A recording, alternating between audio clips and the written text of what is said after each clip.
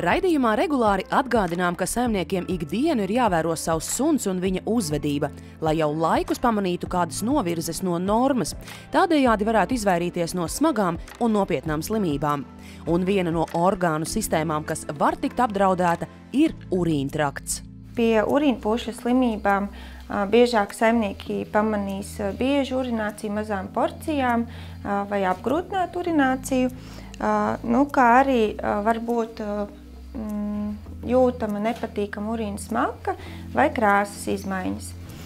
Savukārt pie nieru slimībām biežākās pazīmes būs pastiprinātas slāpes, urinācija lielām porcijām, tad vēlāk attīstoties slimībai, samazinās apetīte, parādās slikta dūša, vemšana, dzīvnieks sāk kristies svarā, un arī tāds apātiskums iestājas. Ja suns nevar sagaidīt nākamo pastaigu, vai arī, ja tas ir kaķis, tad saimnieks pamana, ka viņš bieži skrien uz kastīti, tad tā var būt viena no pazīmēm un noteikti vajag pārbaudīt. Lai gan biežāk šādas problēmas skar gados vecākus suņus, arī jaunie mēdz saslimt ar kādu no urīntrakta slimībām, jo pirmkārt tās var būt iedzimtas, otrkārt infekciju slimības suns var iegūt pastaigu laikā, kontaktējoties ar citu jau inficētu suni. Treškārt, tieši gados jaunajiem suņiem biežāk ir tendence kaut ko apēst no zemes, kas var izrādīties indīgs un kas apgrūtinās nieru darbību. Nieres ne tikai veido urīnu, bet pilda arī daudz citas svarīgas funkcijas organismā. Tātad caur nierēm tiek izvadīti visi vielmaiņas gala produkti un sārņi, un ja nieres nestrādā kā nākas, tad, protams, šīs vielas organismā uzkrājas un veidojas tāda kā saindēšanās, intoksikācija. Un tā rezultātā kā sekas bieži vien sākas gremošanas trakta problēmas. Visbiežāk tas varētu būt kuņģa un zarnu iekaisums. Reizēm dzīvniekiem var veidoties mutes gļotādes iekaisumi un pat čūlas. Tā kā nieres piedalās asinsrades procesā, bieži hronisku nieru slimību gadījumā suņiem ir arī anēmija jeb mazasenība. Tādēļ pēc veterinārā ārsta rekomendācijām visdrīzāk būs regulāri jāveic urīna un asins analīzes, lai sekotu līdzi, vai slimība neprogresē.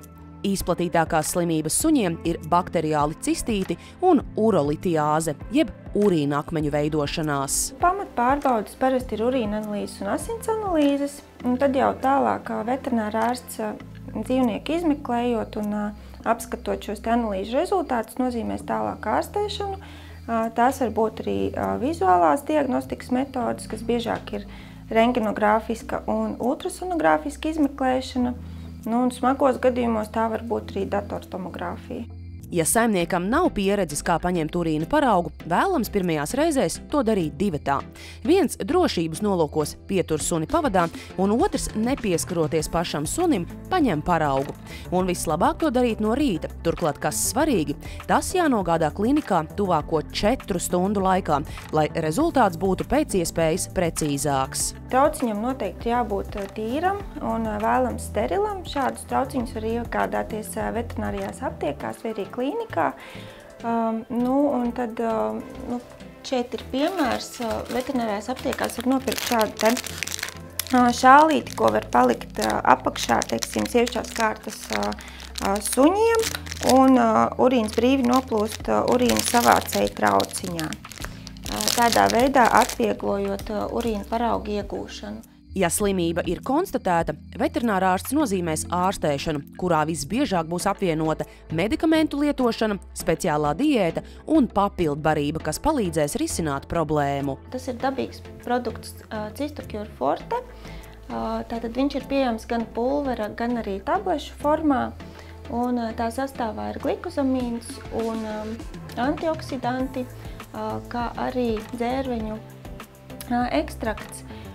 Glikozamīns palīdz tātad veidot šo aizsargu slāni urīnpūšļa gļotādā un pasargā to no iekaisuma. Savukārt dzērveņu ekstrakts palīdz izvadīt baktērijas no urīnpūšļa, jo tās neļauj saistīties ar urīnpūšļa sieniņu. KC omega-3, tā sastāvā ir omega-3 nepiesātinātās taukskābes, ko parasti ārsts iesaka lietot hronisku nieru saslimšanu gadījumā. tas palēnina slimības attīstību, kā arī samazina proteīna izdalīšanos caur nierēm un samazina iekaisumu. Un lietojot šīs omega-3 taukskābes, ļoti svarīgi uzņemt arī antioksidantus, un šeit tie ir E-vitamīna veidā. Tās ir tādas kapsuliņas ar eļļu pildītas, un šī eļļa ir iegūta no zivīm. Ja sunim ir diagnosticēta jau hroniska nieru slimība un jau iepriekš pieminētā anēmija, noderīga papildbarība būs Normafos. Viņš ir pieejams pulvera formā, un tas palīdz izvadīt lieko fosforu un toksīnus no organisma, kas mēdz uzkrāties pie nieru slimībām, kā arī tur ir ļoti būtiska sastāvdaļa B-vitamīnu komplekss, kas ir svarīgs pie anēmijas. Papildbarība K-Protect, kas ir košļājamu tablešu formā, nieru slimību gadījumā gan izvadīs lieko fosforu un toksīnus, gan mazinās organisma acidozi, kas nozīmē, ka organisma vide kļūst skāba. Renal-P pasta ir vairāk domāta kaķiem hronisku nieru slimību gadījumā, un tā saista lieko fosforu un izvada no organisma, kā arī toksīnus. Un šai pastai piemīt arī tādas īpašības, kas mazina anēmijas simptomus, tajā ir iekļauts B-vitamīna komplekss. Savukārt Renal-N pasta ir vairāk paredzēta gramošanas trakta uzturēšanai, un tajā ir arī dabīgā zarnu mikroflora, kas palīdz atjaunot šo balansu, un tā samazina arī organisma acidozi. Savukārt preparāts Renal Kombi, kas paredzēts gan suņiem, gan kaķiem nieru problēmu gadījumā, būs ērti lietojams, jo tas ir pulvera veidā un to viegli pievienot pie ikdienas maltītes. Ja CistoCure produktu, kas ir dabīgs, var saimnieks izvēlēties lietot pats, tad par pārējiem gan būtu jākonsultējas ar veterinārārstu, kurš ieteiks gan vēlamo papildbarību, gan lietošanas devu un kursa garumu. Ja urīnpūšļu slimības lielākoties var izārstēt nedēļas vai 2 laikā, tad ar nierēm ir sarežģītāk. Saimnieki parasti pirmās pazīmes pamana, tad, kad jau ir bojājums skāris 2/3 no nierēm, un visbiežāk tā slimība jau ir pārgājusi hroniskā formā, un tās pārmaiņas ir neatgriezeniskas, un, diemžēl, tad dzīvnieka veselība ir jāpieskat visu viņa atlikušo mūžu. Akūtajā ārstēšanas laikā pastaigās būtu jādodas biežāk, jo sunim būs fiziska nepieciešamība pačurāt vairāk un biežāk nekā parasti.